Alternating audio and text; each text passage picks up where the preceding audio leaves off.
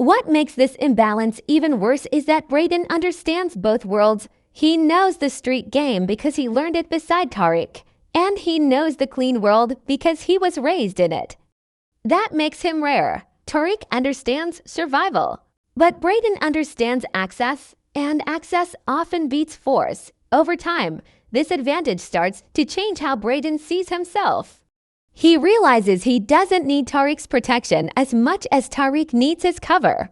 Without Brayden, Tariq loses access to spaces that help him stay hidden. Without Tariq, Brayden still has money, protection, and options. That realization shifts the power balance quietly. Without confrontation, power has always loved irony. The same privilege that made Brayden feel weak in the beginning becomes the very thing that gives him control later. While Tariq is busy fighting enemies he can see, Brayden has the ability to move pieces behind the scenes, and because he doesn't look like a threat, no one stops him. This is how privilege meets ruthlessness, not through violence, but through patience, not through fear, but through trust. Brayden doesn't need to destroy Tariq openly. He just needs to let the system work the way it always does against people like Tariq and in favor of people like him. And by the time Tariq realizes the game has changed, the board may already belong to Brayden. Every betrayal in the Power universe begins with a moment that feels small, not loud, not dramatic. Just a decision that forces a character to choose between loyalty and survival. For Brayden, that moment doesn't come from hate toward Tariq. It comes from pressure. Pressure to protect himself, pressure to step out of someone else's shadow, and pressure to finally put his own future first. Brayden reaches a point where standing beside Tariq no longer feels safe. The moves get bigger. The risks grow heavier. And the safety net that once made Brayden feel embarrassed now becomes the one thing keeping him alive. While Tariq keeps pushing forward, Brayden starts asking questions Tariq doesn't want to answer. What happens if everything collapses? Who takes the fall? Who gets left behind? Tariq has always believed he can think his way out of anything. Brayden knows better. He's seen how fast people disappear when things go wrong. He understands that. Loyalty does not protect you in courtrooms, boardrooms, or police offices. That understanding forces him into a corner.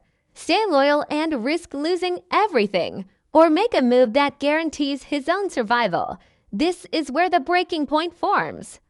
Brayden doesn't wake up planning to betray Tariq. The betrayal happens.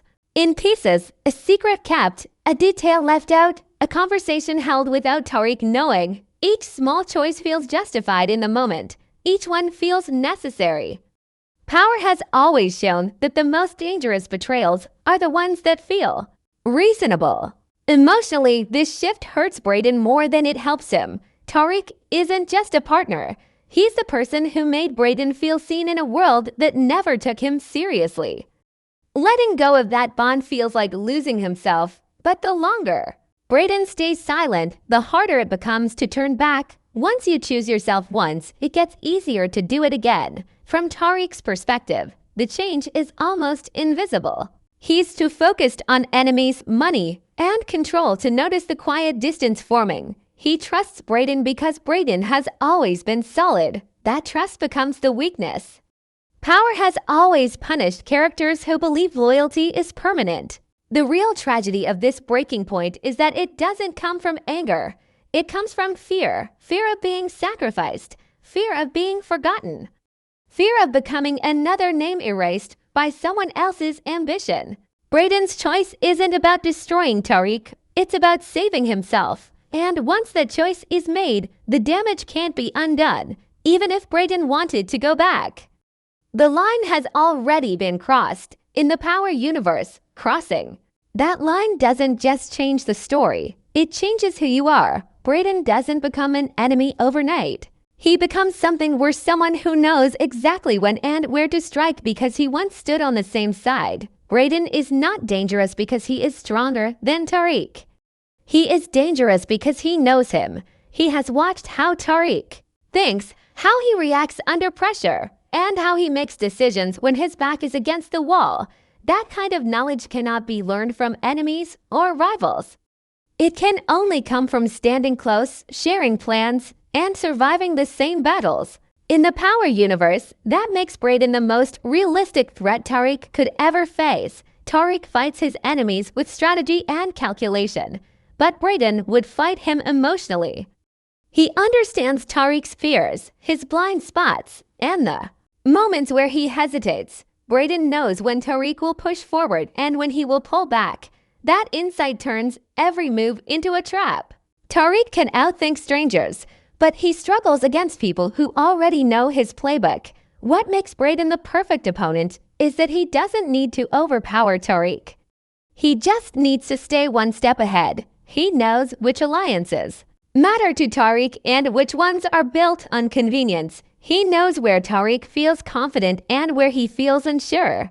That information turns Brayden into a mirror, reflecting Tariq's own methods back at him. There is also an emotional weight that no other enemy could carry. Every confrontation between them would be layered with history, shared victories, shared losses, moments of trust. That history weakens Tariq in ways bullets never could. Power has always shown that emotional conflict is deadlier than physical violence when emotions are involved. Mistakes happen. Brayden also represents something Tariq hates to admit. He represents what Tariq could never escape: systems of power that favors certain people. Brayden's ability to move freely, recover from mistakes, and hide behind respectability creates a threat Tariq can't eliminate easily. You can't shoot privilege, you can't intimidate it, you can only try to survive it. As an opponent, Brayden wouldn't rush. He would wait. He would let Tariq expose himself. He would allow Tariq to believe he is still in control. Power has always rewarded patience more than aggression. Brayden has learned that lesson well. Watching Tariq survive has taught him how to strike smarter, not harder. The final irony is that Brayden becomes a reflection of Tariq's own journey, just like Tariq learned from Ghost.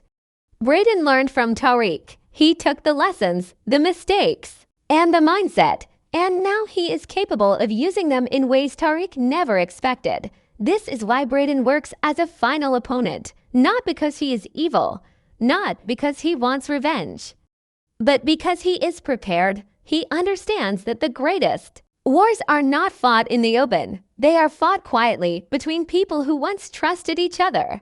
And in that kind of war, knowledge is the deadliest weapon of all. Power has never been a story about sudden turns. It is a story about slow setups that only make sense once everything falls apart. The rivalry between Tariq and Brayden fits perfectly into that pattern. It isn't rushed and it isn't forced. It is built through silence, distance, and small choices that don't feel important at the time.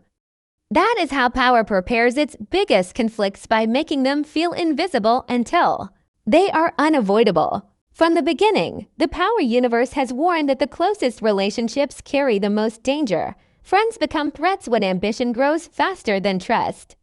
Brayden and Tariq are standing on that exact edge. Their bond looks strong on the outside, but underneath it is stretched thin by ego, fear, and different views of survival. Power doesn't need a dramatic argument to break them. It only needs time.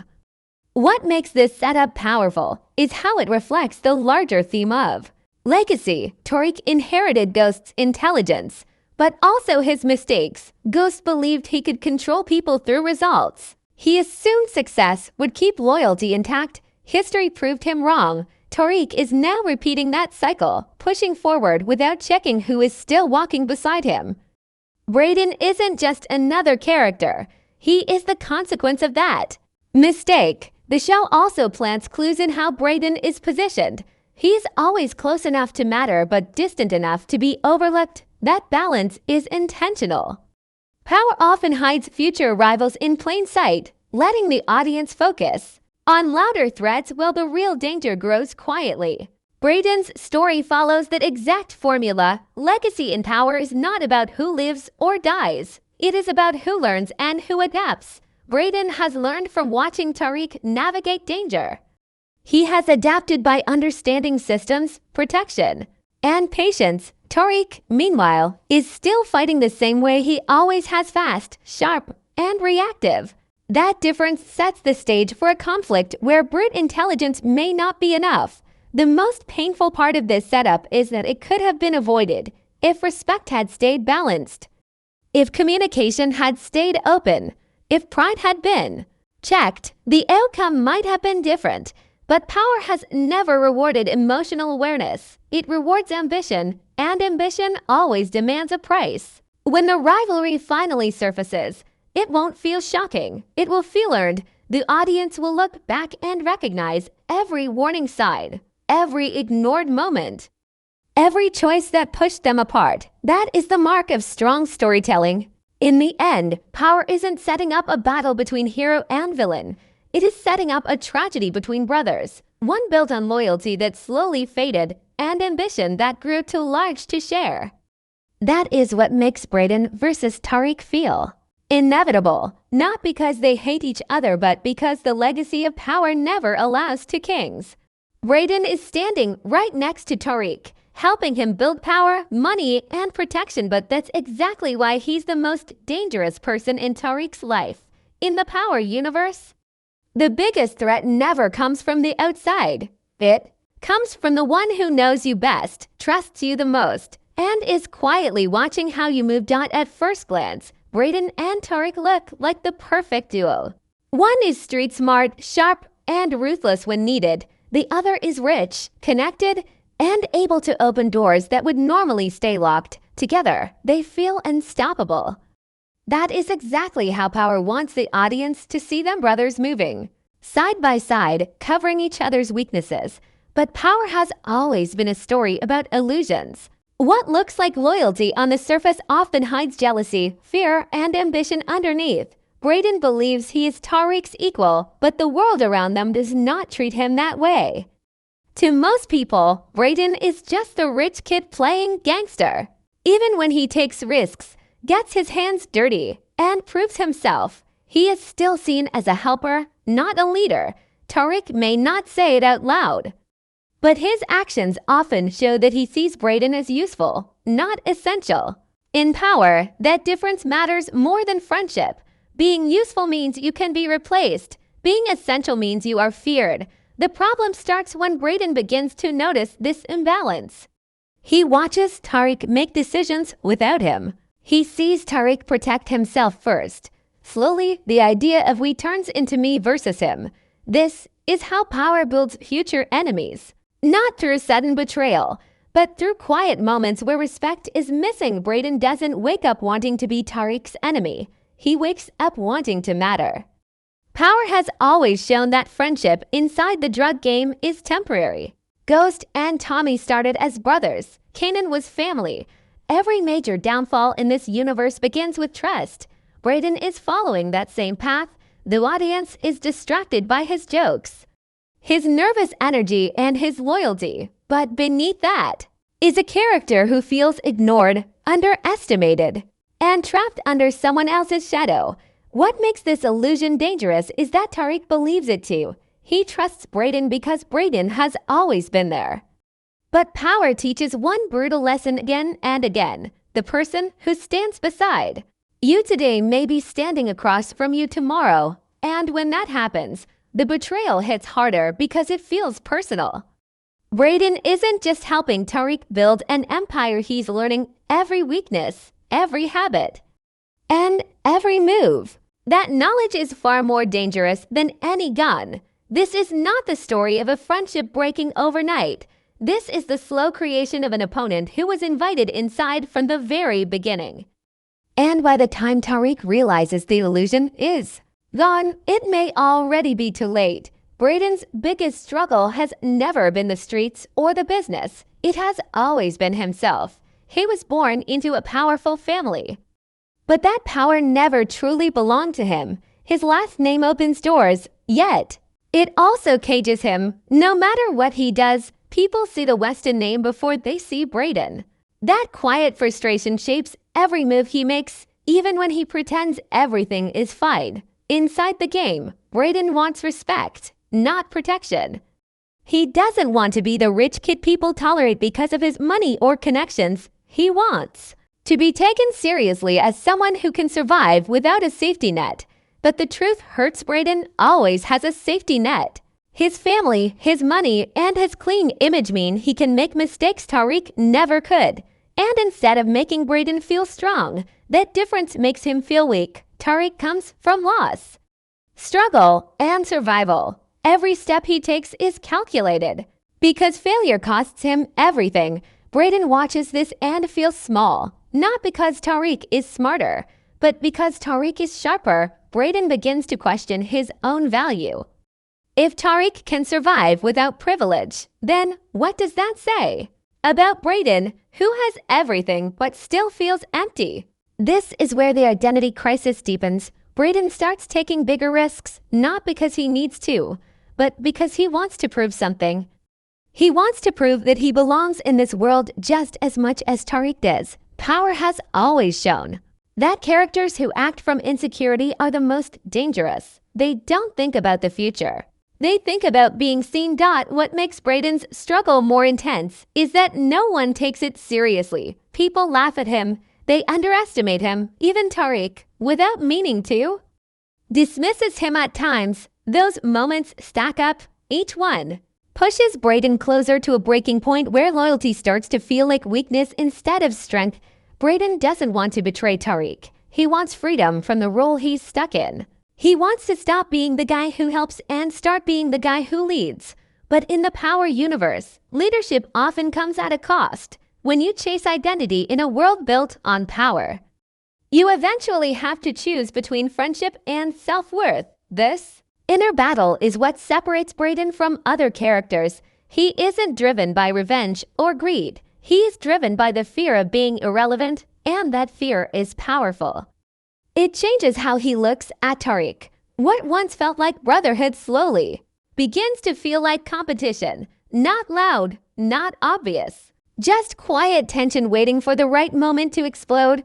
Brayden's identity crisis isn't a side story. It's the foundation of what he could become. Power doesn't turn characters into enemies overnight. It builds them slowly, piece by piece, until the version they become is unrecognizable. And Brayden is already halfway there. Tariq has always believed that survival comes before emotion. Every relationship in his life is shaped by what it can give him or take from him. This mindset didn't come from nowhere. It was built through loss, betrayal, and watching people close to him disappear. Over time, Tariq learned that caring too much is dangerous, and trusting too deeply can get you killed. That belief is exactly what pushes people away without him. Even realizing it, when Tariq outgrows someone, he doesn't cut them off loudly. He simply moves ahead and assumes they'll follow. This pattern has been repeated again and again. He did it with friends, mentors, and family. As his plans grow bigger, his circle gets smaller. Brayden is still standing beside him, but the distance between them is growing. Tariq no longer explains everything. He no longer asks for advice. He decides and expects loyalty, not conversation. The dangerous part is that Tariq doesn't see this as betrayal. In his mind, he's protecting everyone by staying ahead. But from Brayden's point of view, it feels like being left behind. Tariq's silence speaks louder than words. Each decision made without Brayden reinforces the idea that he is no longer an equal partner. Power has always shown that emotional neglect is just as damaging as outright betrayal. Tariq also carries his father's shadow, whether he admits it or not. Ghost believed intelligence and control were enough to keep people loyal. He underestimated how emotions turn into resentment. Tariq is repeating that same mistake. He believes if he keeps winning, the people around him will stay in line. But winning doesn't erase pride. And it doesn't heal wounded egos. Brayden watches Tariq grow colder, more focused, and more distant. The brotherhood that once felt natural now feels one-sided. Brayden still risks everything, but he no longer feels valued for it. In power, this is the exact moment where allies begin to shift. Not because they want to destroy you, but because they want to stop feeling invisible. What makes this situation even more dangerous is that Tariq trusts Brayden completely. He believes loyalty is locked in because of history. That belief blinds He doesn't see how his ambition is creating emotional cracks. He doesn't notice the silence growing heavier. And power has always used silence as a warning sign before chaos. Tariq's biggest flaw isn't his enemies. It's his belief that people will always understand his choices. He assumes others think the way he does, but Brayden doesn't. Brayden needs acknowledgement, not just survival. That difference in mindset creates tension that can't stay hidden forever. In the power universe, no one falls because of strangers. They fall because they misjudge the people closest to them. Tariq's pattern of outgrowing others is not strength. It's a weakness disguised as control.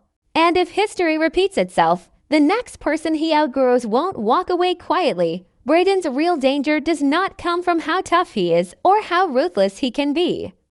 It comes from how protected he is. In the world Tariq lives in, every move leaves fingerprints. Every mistake has consequences. But Brayden moves through the same world with a shield Tariq will never have. His wealth, his family name, and his clean image allow him to exist in spaces where Tariq would instantly be watched, questioned, or targeted. Privilege changes how risk works. When Tariq makes a wrong move, it could cost him everything. Jail, death, or complete isolation are always one step away. When Brayden makes a wrong move, the system bends for him, lawyers appear, problems disappear. People assume he doesn't belong in the mess he's standing in. That assumption is power. It allows Brayden to move quietly while others are busy watching the usual suspects. This is where Brayden becomes dangerous in a way Tariq may never fully understand. Brayden doesn't need to be loud or violent to win. He can play clean while everyone else plays dirty. He can sit in meetings, boardrooms, and safe spaces where real power is shaped. Power has always shown that the most deadly characters are not the ones holding guns, but the ones controlling systems.